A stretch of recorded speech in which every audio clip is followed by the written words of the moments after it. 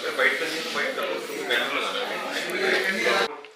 manifesto which is being launched today और इन संस्था का हम लोग बहुत पूरी तरह से ही हम लोग इनको सपोर्ट करते हैं and I'll end here. Thank you so much. का हारना, दिल्ली को नया एक प्लेटफॉर्म देना और पंजाब के अंदर भी आने वाले सालों में पंजाब को बचाना, ये रिजल्ट इस विधानसभा में आपके सामने।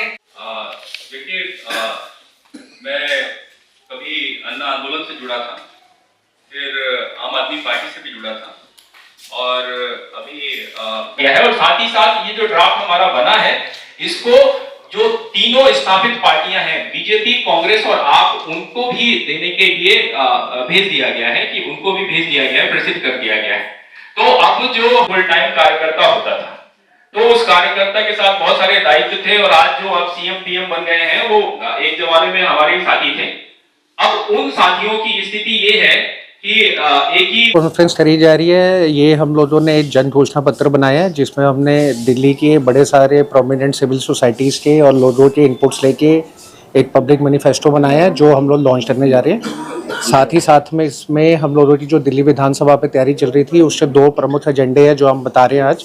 पहला प्रमुख एजेंडा यहाँ पर है कि जो नई दिल्ली की सीट है, नई दिल्ली की सीट से अरविंद केजरीवाल हार रहे हैं। जैसे वो हारेंगे, यहाँ पे दिल्ली सरकार में भी विरोध हो जाएगा और साथ ही साथ पंजाब में भी सरकार गिर जाएगी।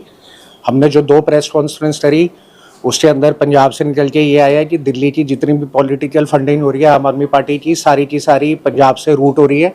पंजाब में ये पैसे दे रहे हैं लोगों को और यहाँ पे उसको रूट करके अपना एजेंडा सेट कर रहे हैं। दूसरा, जो इन्होंने सिख और पंजाबी एनआरआईज़ को दिखाया है और इसको उल्लू बनाया है और बार बार इनको गुमराह किया। तो नई मतलब जिंदनगर की सीट से मैं वहाँ पे फॉर्म भरा था। हमें दुर्गेश पाठक, राघव चड्ढा और शैली ओबराय के षड्यंत्र के थ्रू नॉमिनेशन कैंसिल करवाया गया, क्योंकि दो ही कैंडिडेट थे वहाँ पे, सिख और पंजाबी, जिन्होंने नॉमिनेशन फाइल करा था और दोनों के दोनों ये इन्होंने जानबूझ के करवाए हैं। तो इससे ये पता चलता है कि कितने एंटी सिख और एंटी पंजाबी इनकी अप्रोच है।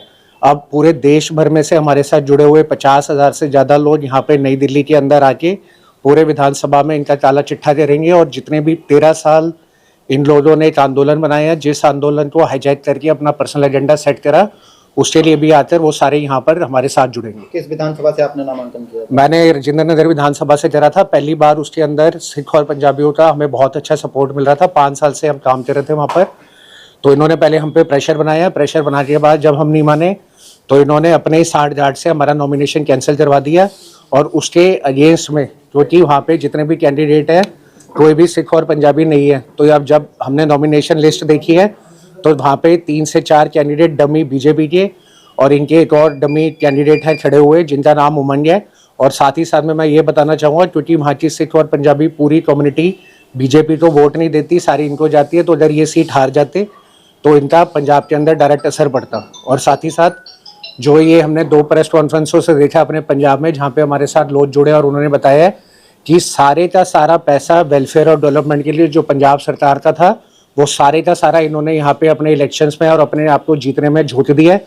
तो ये पंजाब के लोगों के साथ भी नाइंसाफ़ी है, तो इनका ये पर्दाफाश करने के लिए प्रेस कॉन्फ्रेंस करी गई है। बता दीजिए। मैं सरदार इंद्रप्रीत सिंह, प्रेसिडेंट नेशनल लोक कल्याण पार्टी। इसके साथ में मैं बताना चाहूँगा कि जो इन्होंने यहाँ पे अनाउंसमेंट करी कि 18,000 रुपये हम ग्रंथियों को और मंदिर को पुजारियों को दे रहे हैं। पिछले 5 साल से हमारे यहाँ पे मुहिम चल रही है इन लोगों को सुरक्षा देने की और इन लोगों को संसाधन देने की।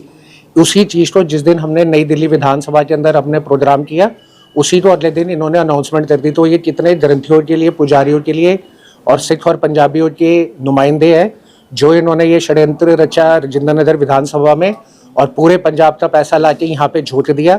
इसी का असर ये देखेंगे कि नई दिल्ली से बुरी तरीके से इनकी हार होगी, दिल्ली में विरोध होएगा और बड़ी जल्द पंजाब में भी आम आदमी पार्टी की सरकार गिर जाएगी।